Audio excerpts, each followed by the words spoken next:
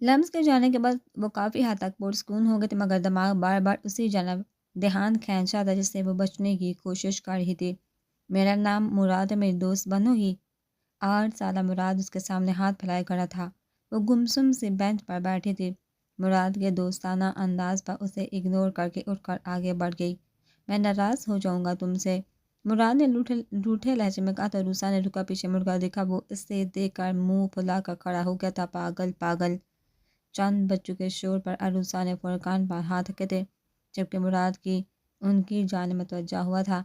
उन बच्चों को अरूसा को पागल कहते देखा वो भागकर अरूसा के सामने आया था। फिर उन सबको गुस्से से घूरता हुआ आगे बढ़ा और धक्का देने लगा। उन्हें ज़मीन पर गिराकर वो अरूसा का हाथ पकड़कर पार्क से बाहर की जानब भाग रहा था। अब कर लो दोस्ती प्लीज़। वो अपने घर के सामने रुका था। उन्हें फिर से उसके सामने हाथ किया था। मैं पागल नहीं, अरूसा की मिनमिनाती आवाज़ पर मुराद ने सामने वाले अंदाज में सर हिलाया।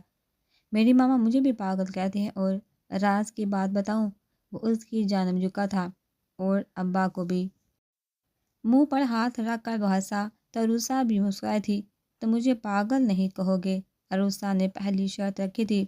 उसने हाँ में सर हिलाया। मेरी हर बात पर यकीन करोगे, मुझे झूठा नहीं कहोगे? उसने फिर से हाँ में सर हिलाया। तो अरूसा ने उसका हाथ थाम लिया। अब हम दोस्त हैं और कोई हमें अलग नहीं कर सकता, मुराद ने अट्टा लहजे में कहा। तो रूसा दिल से मुस्कुराई थी। मुराद को याद करती वो मुस्कुरा रही थी। जब अचानक ही खिड़की का बड़ जोर से बजा तो उसकी मुस्कुराहट सिमट कर तकलीफ में बदली। मैं तंग आ गया हूँ यार उसके पागलपन से। कब तक मैं उसे संभालूंगा? मेरी अपनी लाइफ है। सिर्फ वही तो नहीं है जिसे मुझे संभालना है। तो जान छुड़वा लो उसे। कब तक एक पागल को साथ रखोगे? नौशी के तमसहराना लहजे में कहने पर वो कुछ नहीं बोला था।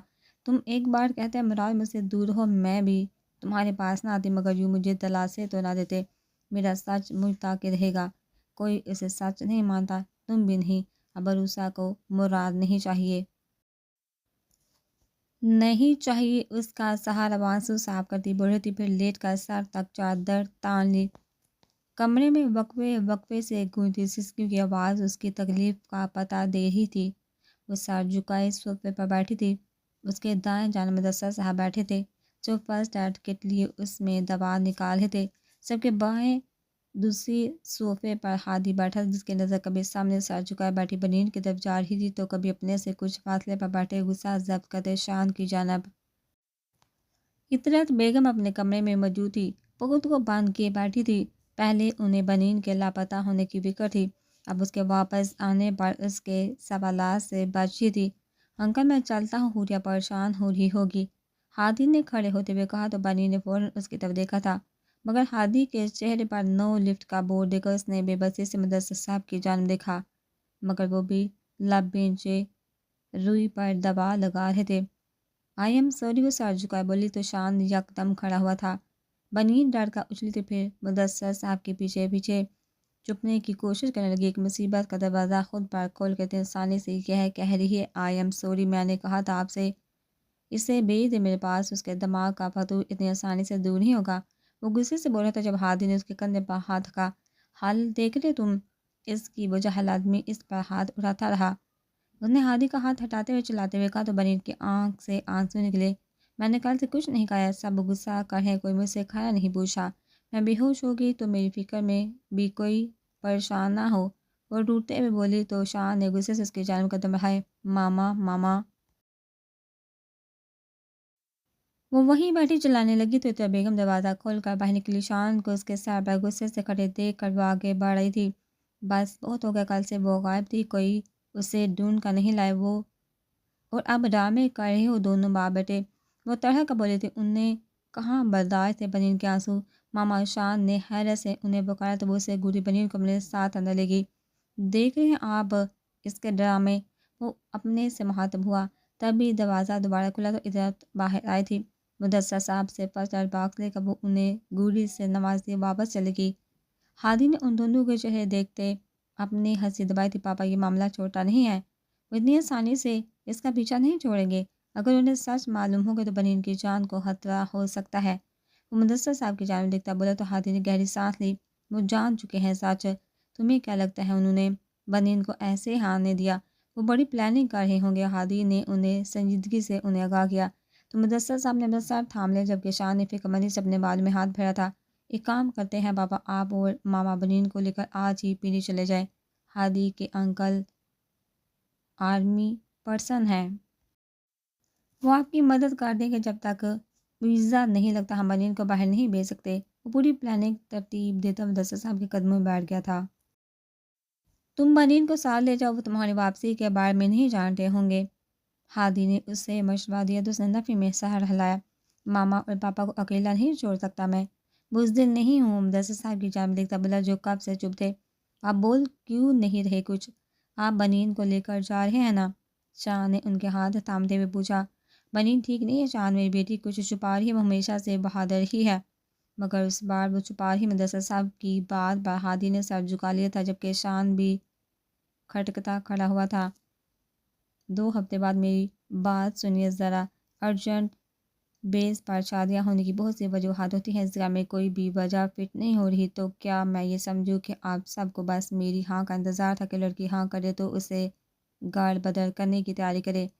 جمال صاحب کے پاس بیٹھی وہ بے تکلفی سے پوچھ رہی جبکہ سگریٹ سلگاتے جمال صاحب نے اس کے سوال کو اگنور کیا تھا۔ اس سے ملنے آئی خوریا جو عروسہ سالیہ تھی وہیں کھڑی اس کی باتیں سننے لگی۔ اچھا وہ ایک بات تو بتائیے، یہ سگریٹ زیادہ پیاری ہے یا میں؟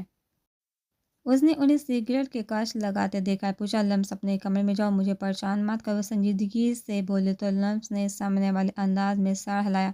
دیکھ لمس، یہ دنیا، یہ محفل تمہارے کام کی نہیں، ایک سگریٹ کی ویلیو تم سے زیادہ ہے۔ وہ مصنوعی دکھ چہرے پر لاتی بولی تو حوریہ نے اپنی ہنسی دبائی، جبکہ عروسہ ویسے ہی کھڑی تھی۔ سچ میں یہ زیادہ اچھی ہے، وہ منہ بسوڑتے بولی۔ جمال صاحب نے اکتا کر سگریٹ اس کی جانب بڑھا دی۔ خود پی کر دیکھ لو، غصے سے بولے تو لمس نے سگریٹ پکڑ لیا جیسے وہ منہ کے قریب سگریٹ لائی۔ جمال صاحب غصے سے کھڑے ہو گئے تھے۔ آرام سے بھی تو کہہ سکتے ہیں کہ لمس بیٹا تم زیادہ پیاری ہو۔ اندر کی جانب بھاگتی وہ رک کر سگریٹ کو جوتی تلے مسل گئی تھی۔ جمال صاحب نے روح پھیرا تو واپس آ کر لاٹ سے ان کے بازو سے چپک گئی۔ چھوڑ دینا اسے، اب تو میں بھی نہیں ہوں گی جسے آپ سگریٹ آفر کر سکے۔ لاٹ سے بولتی وہ آخر میں شرارت سے بولے تو جمال صاحب نے اس کے سر پر چپا لگائی۔ چھوڑ دوں گا ہوش اب، وہ مسکراتے میں بولے تو لمس بھی مسکرا دی۔ کش تو لگانے دیتے مجھے، وہ ایک دم پٹی سے جمال صاحب نے اس کا کان پکڑ لیا۔ اچھا سوری، وہ مصنوعی تکلیف سے بولے تو اس کی حلقہ عروسہ بھی ہنسی تھی۔ اس کے ہنسنے والے لمس نے مڑ کر دروازے کی سمت دیکھا جہاں حوریہ عروسہ کھڑی تھی۔ عروسہ کو ہنستے دیکھا وہ حیرت سے ان کی جانب بڑھی تھی۔ 2 ہفتے میں یہ تیسری تبدیلی تھی جو اس میں آئی تھی۔ شارق لمس کا نکاح کا جوڑا لانا ہے، آج آوارہ گردی کرنے نہ نکل جانا۔ نوریہ بیگم نے شارق کو یونی جانے کے لیے تیار ہوتے دیکھ کر یاد دلایا تھا۔ امی آپ خود لے جا کر، مجھے کیا پتہ لڑکیاں کیا پہنتی ہیں۔ وہ شرٹ کے بٹن درست کرتا مصروف انداز میں بولا تو نوریہ بیگم نے اسے گھورا تو رہنے دے، میں باسط کو بلا لوں گی، تجھ سے زیادہ فرما بردار ہے وہ۔ وہ منہ بگاڑ کر کہتی کمرے سے نکل گئی تھی جبکہ شارق کے ہاتھ وہیں رکے تھے۔ آپ کیوں بار بار اس کا ذکر کرتی ہیں امی، جب آپ جانتے ہیں مجھے نفرت ہے اس شخص سے۔ اس نے پرفیوم کی شیشی اٹھا کر نیچے پھینکی تھی، پھر غصے سے بال بنا کر اپنی چیزیں اٹھا کر کمرے سے نکل گیا۔ نوریہ بیگم نے اسے ایسے جاتے دیکھ کر تاثر سے سہلایا تھا۔ شارق کے والد چند سال پہلے وفات پا چکے تھے۔ ان کے جانے کے بعد شارق اور نوریہ بیگم کی زندگی تبدیل تو تھی، مگر ایک کمی بھی گلنے لگی تھی۔ حیدر صاحب سکھر میں کام کرتے تھے، آن ڈیوٹی ہارٹ اٹیک سے موت ہونے پر باسط ہی انہیں لاہور لایا تھا۔ سرکاری نوکری تھی تو پینشن کا مسئلہ بھی باسط نے سلجھایا تھا۔ شارق باپ کی موت کے غم میں اس لیے نہیں جان پائے کہ باسط اس کے گھر اتنے چکر کیوں لگاتا تھا، مگر بچپن سے حسد کا شکار ہونے کی وجہ سے اس نے باسط سے نفرت کی جنگ شروع کر لی تھی۔ وہ اپنا آخری لیکچر دے کر کلاس سے نکلا تو اسے مناحل نظر آئی۔ اتنے دنوں سے اس کی نظریں بیا کو ڈھونڈ ہی تھی جو اس دن کے بعد سے اسے دکھائی دی تھی۔ آج مناحل کو دیکھا وہ اس کی جانب قدم بڑھا کہ مجھے آپ سے، اس سے پہلے وہ مزید بولتا مناحل نے اپنا فون کے سامنے کیا جس میں لمس کی فوٹو تھی۔ اس یونی میں نہیں پڑھتی، اپنی بہن کے ایڈمیشن کے لیے آئی تھی، مناحل نے اسے بتایا تو شارق نے انگوٹھے سے اپنا ماتھا مسئلہ اگلے مہینے آئے گی وہ یہاں۔ شارق کو مڑتے دیکھ وہ جلدی سے بولی تو شارق کے چہرے پر سکون آیا۔ اگلے مہینے تک تو سب پہلے جیسا ہو جائے گا، میں اپنی بیا کو اپنا بنا لوں گا، وہ دل ہی دل میں کہتا مسکراتا وہ وہاں سے چلا گیا تھا۔ چند قدم کے فاصلے پر کھڑی ابیہا نے اس کی ساری باتیں سنی تھی۔ وہ مناحل کے پاس آئی تھی اور اشارے سے اس سے پوچھا تو مناحل ہنسی تھی۔ یہ تمہارے ہونے والے دلہا بھائی ہیں نا؟ مجھے لگتا ہے یہ مجھے بیوقوف بنا رہے تھے، بار بار مسلم کا پوچھتے اور رشتہ بھی بھیج دیا ہے۔ منحل نے ہنستے ہوئے کہا جبکہ بیحد سنجیدہ تھی۔ اچھا منہ تو صحیح کر لو، 2 دن بعد تم بھی جا رہی ہو، میں بور ہو جاؤں گی اکیلے۔ منحل بعد بدلتے ہوئے بولی تو بیحد بھی مسکرائی۔ وہ منحل کی باتیں سن کر مسکرا رہی تھی جبکہ ذہن چارک میں اٹکا ہوا تھا۔ کمرے میں اندھیرا کیے لیٹا مراد اس وقت چھت کو گھورا تھا۔ وہ سکون سے سو نہیں پا رہا تھا۔ روسا کے بارے میں سوچ سوچ کر وہ خود کو بیمار کر چکا تھا۔ اس نے تکیہ اٹھا کر نیچے پھینکا تھا۔ وہ میری دوست سے صرف میری وہ جنونیت سے بولا تھا، پھر اٹھ کر بیٹھ کر اپنا سر تھام گیا تھا۔ ذہن میں وہی منظر ابھرنے لگا تھا جب اس نے روسا کو کسی اور کے ساتھ دیکھا تھا۔ وہ مار دیں گے سب کو، کوئی کیوں نہیں یقین کر رہا میرا؟ عروسا کا رونا، اس کا چلا کر اپنی بات کا یقین دلانے کی کوشش کرنا وہ دروازے کے باہر سے سن چکا تھا۔ دروازہ کھلا دیکھ وہ اندر داخل ہوا تو عروسا کے سامنے گھٹنوں کے بل کسی کو بیٹھا دیکھا۔ ہم سب یقین کرتے ہیں تم عروسا، کام ڈاؤن۔ وہ جو کوئی بھی تھا اس کے چہرے پر عروسا کے لیے فکر دیکھ کر مراد کے قدم رکے تھے۔ نہیں کرتا کوئی یقین، میں نے کہا تو اسے بچا لے مگر کوئی نہیں مانا اور وہ مر گیا۔ عروسا نے ہادی کو دھکا دے کر پیچھے کی مگر وہ اپنی جگہ سے 1 انچ نہ ہلا۔ میں یقین کرتا ہوں تمہارے ہادی کے الفاظ پر عروسا کی آنکھوں کے تاثرات بدلے تھے۔ جو مراد نے بخوبی محسوس کیے تھے، وہ اس سے بھی مار دیں گے، اسے بچا لے۔ عروسا نے اس کا ہاتھ پکڑ کر التجائی لہجے میں کہا تھا۔ کچھ نہیں ہوگا اسے، ہادی نے یقین دلایا تو وہ اس کے ہاتھ پر سر ٹکا کر رو دی تھی۔ مراد الٹے قدم لیتا وہاں سے نکل آیا تھا، آنکھوں میں آنسو بے دردی سے صاف کرتے وہ آگے بڑھ رہا تھا۔ مراد ماں کی آواز پر وہ ماضی سے بڑھ رہا تھا، آنکھوں میں آئی نمی کو پیچھے دھکیل کر وہ اٹھ کر واش روم کی سمت بڑھ گیا۔ سمجھ مجھے میری پوتی حویلی میں چاہیے، تم سمجھ رہے ہو میری بات؟ وہ خود اس کے اپارٹمنٹ آئے تھے، آپ نے اس کے ماں باپ کا ایکسیڈنٹ کروایا۔ بڑے پاپا وہ جو سر جھکا ان کے سامنے بیٹھا تھا یکدم سر اٹھا کر بولا تو تراولی کے چہرے کے زاویے بگڑے۔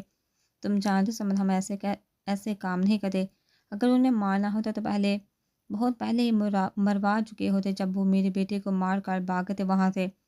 وہ کڑھتگی سے بولتے بنین پہلے آپ کے خلاف تھے بڑے پاپا، اب اس سب کے بعد وہ کبھی آپ پر یقین نہیں کرے گی، آپ کو یہ نہیں کرنا چاہیے تھا۔ سمد افسوس سے بولا تو تراولی کو کچھ غلط ہونے کا خدشہ لاحق ہوا تھا۔ سمد تم اپنے بڑے پاپا پر شک کاری، وہ مصنوعی دکھ اپنے لہجے میں لاتے ہوئے بولے تو سمد نے ایک ریکارڈنگ چلائی، کوئی کوتاہی نہیں ہونی چاہیے، وہ دونوں زندہ نہ بچیں۔ اپنی آواز سن کر تراولی نے پہلو بدلا تھا۔ ہاں کیا میں نے، کیونکہ وہ میری پوتی کو مجھ سے دور لے جا رہے تھے۔ وہ ڈھیڈائی سے بولے تو سمجھ ان کے پاس آئے، میں نے کہا تھا آپ سے بڑے پاپا اسے لے آؤں گا حویلی، آپ کو یہ نہیں کرنا چاہیے تھا، اس کا بھائی کومے میں چلا گیا ہے بڑے پاپا، وہ ضبط کرتا بولا تھا۔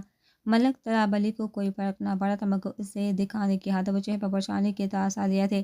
میں سب سنبھالوں گا مگر آپ اب کچھ نہیں کریں گے، وہ سنجیدگی سے کہہ کر اپنی جگہ پر جا کر بیٹھ گیا۔ ملک تراولی کے چہرے پر مسکراہٹ آئی تھی۔ ہاسپٹل کا پرائیویٹ روم جہاں اس وقت سکوت چھایا ہوا تھا، مختلف مشینوں کی گونجتی آوازیں اس سکوت میں دل دہلا دینے کا سبب بن رہی تھی۔ دھیرے سے دروازہ کھول کر اندر داخل ہوئی تھی۔ تمہارا دماغ ہمیشہ خراب رہتا ہے شان، میرا خراب تو رہتا، تمہارا تو ہے ہی نہیں۔ بیڈ کے قریب ہی وہ دونوں کھڑے لڑ رہے تھے۔ بنین آگے بڑھنے لگی تو ان دونوں کا وجود ہوا میں تحلیل ہو گیا۔ صرف چند سال کے لیے جا رہا ہوں، تب تک کر لو جتنی عیش کرنی ہے، آ کر سب سے پہلے تمہیں اس گھر سے رخصت کرواؤں گا۔ انگلی اس کی جانب کی، وہ اسے وارننگ دے رہا تھا جب بنین نے آگے بڑھتے اس کی انگلی کو دانتوں میں دبا دیا تھا۔ وہ چلا کر پیچھے ہوا تھا جبکہ وہ ہنستی ہوئی آگے بھاگ رہی تھی۔ اس کے ارد گرد بھاگتے وہ دونوں اس کی آنکھوں میں آنسو لے آتے۔ اس نے چاند کی جانب دیکھا تھا، بنین تم یہاں نہیں ہوگی سمجھی؟ وہ فون پر اس سے روک رہا تھا جبکہ سڑک کے پار کھڑے بنین نے آگے بڑھنا چاہا تو اسی وقت مخالف سمت سے آتے ٹرک نے اس کی کار کو ٹکر ماری تھی۔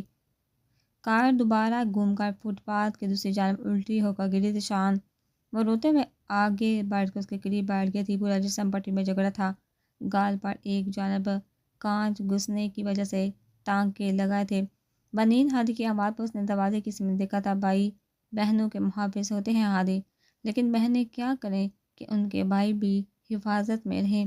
میری وجہ سے چاند کی یہ حالت ہے۔ وہ مجھے مارنا چاہتے تھے مگر ایک بار پھر میں بچ گئی اور میری منحوسیت نے چاند کو موت کے منہ میں دھکیل دیا۔ کاش میں پہلے ہی مار جاتی ہادی، میری وجہ سے آج ماما اپنی دوسری اولاد بھی کھونے جا رہی ہیں۔ وہ مسلسل روتے ہوئے بول رہی تھی۔ ہادی نے قرب سے اسے دیکھا تھا، تم اس کی حفاظت کرنا چاہتی ہو نا بنین، تو یہاں سے چلی جو انکل آنٹی اس وقت صدمے میں ہیں، اگر شاہ نے تمہاری حفاظت کی ہے تو اس کے اس قدم کو بے مول مت کرو۔ میں نے اپنے انکل سے بات کی ہے، وہ شان کو شفٹ کروا دیں گے، تم بھی جلد از جلد یہاں سے چلے جاؤ، وہ اسے سمجھانے کے انداز میں بولا تھا۔ بنی نے اپنے آنسو صاف کیے۔ کسی انسان کو حق نہیں پہنچتا کہ وہ دوسرے انسان کی جان، اگر قانون اسے سزا نہیں دے گا تو مجھے خود اپنے قدم آگے بڑھانے پڑیں گے۔ میری وجہ سے اب میری ماما کسی کو نہیں کھوئیں گی۔ جلد از جلد شان کو یہاں شفٹ کروا دے، وہ شان کی جانب دیکھتے اٹل لہجے میں بولی تھی۔ بنی تم میں پھر سے غلط کاری ہوں یہی نا، لیکن کب تک میں چپ کر بیٹھوں گی؟ سمجھ کے انتقام میں ہوں میں، وہ میرا پیچھا کبھی نہیں چھوڑے گا، اور اگر وہ چھوڑ بھی دے تو ترابلی اس کی کوئی گارنٹی نہیں۔ وہ شیطان بن چکا ہے جس کو صرف طاقت کا غرور ہے۔ بنین کے لہجے میں نفرت اٹھ کر آئی تھی۔ ہادی نے بے بسی سے چاند کی جانب دیکھا تھا۔ بنین کو صرف وہی روک سکتا تھا۔ 4 دن بعد میں حویلی جا رہی ہوں۔ ماما اور پاپا کو کہنا کہ بنین التسام علی کو اپنا فرض پورا کرنا ہے تاکہ بنین مدثر رضا ان کا قرض اتار سکے۔ وہ آخری نظر شان پر ڈال کر ہادی کے پاس سے گزر کر روم سے نکل گئی تھی۔ ہادی نے مڑ کو اسے جاتے دیکھا تھا، پھر شان کی جانب دیکھا۔ میرا وعدہ ہے تم سے، میں اس کی حفاظت کروں گا، لیکن تمہیں بھی جلد واپس آنا ہے۔ وہ شان سے مخاطب تھا مگر سامنے لیٹا وجود دنیا مافیا سے بیگانہ تھا۔ تم تو بہت پیاری لگ رہی ہو ماشاءاللہ۔ عروسہ نے جیسے ہی کمرے سے باہر قدم رکھا تھا، حوریہ کی خوشی سے بھرپور آواز اسے سنائی دی تھی۔ گرے کلر کے گھیرے دار فراق جس پر اسی رنگ کے موتیوں سے نفیس سا کام ہوا تھا پہنے، وہ ساری سٹائل میں دوپٹہ سیٹ کیے ہوئے تھی۔ بالوں کو کرل کر کے آدھے بال کیچر میں قید کیے ہوئے تھے۔ نفاست سے ہوئے میک اپ کے علاوہ اس کے چہرے کی مسکراہٹ اسے زیادہ جاذب نظر بنا رہی تھی۔ اسے لینے آئی حوریہ بھی تعریف کیے بنا نہ رہ سکی تھی۔ جبکہ عروسہ نے محض مسکرانے پر اکتفا کیا تھا۔ دادی بھائی آئیں تو دروازہ کھول دیجیے گا، ہم لمس کے پاس جا رہے ہیں۔ آپ وائٹ ڈریس میں بالوں کو اسٹریٹ کر کے کھلا چھوڑے ہوئے جولی کے نام پر ایک مانگ ٹیکا لگائے ہوئے تھی۔ شاہدہ بیگم کو اطلاع دے کر وہ اس کا ہاتھ پکڑ کر دروازے کی سمت بڑھ گئی تھی۔ اس سے پہلے کہ وہ دروازہ کھولے اندر داخل ہوتے ہادی کی نظر عروسہ پر ٹھہری تھی۔ عروسہ تو اسے دیکھ کر روح پھیر گئی تھی مگر حوریہ نے ہادی کا ٹھک ٹھک کا رکنا محسوس کر لیا تھا۔ راستہ دے بھائی، ہمیں جانا ہے، حوریہ کی آواز پر وہ ہوش میں آیا تھا۔ اس نے ماتھا کھجاتے اپنی نظروں کا زاویہ بدلا تھا۔ راستہ۔ عروسہ کی آواز پر اس نے ایک بار پھر اس کی جانب دیکھا تھا مگر اس بار اس نے خود کو سنبھال لیا تھا۔ تم لوگ ایسے جاؤ گے؟ ساتھ ہی ہو جانا ہے۔ حوریہ نے منہ بسوڑا جبکہ ہادی نے اسے روکنے کا اشارہ کیا تھا۔ وہ شاہدہ بیگم کے کمرے میں گیا تھا۔ کچھ دیر بعد باہر آیا تو اس کے ہاتھ میں 2 چادریں تھی۔ اس نے چادر کھول کر حوریہ کو اڑائی۔ عروسہ انہیں ہی دیکھ رہی جب وہ اس کی جانب مڑا۔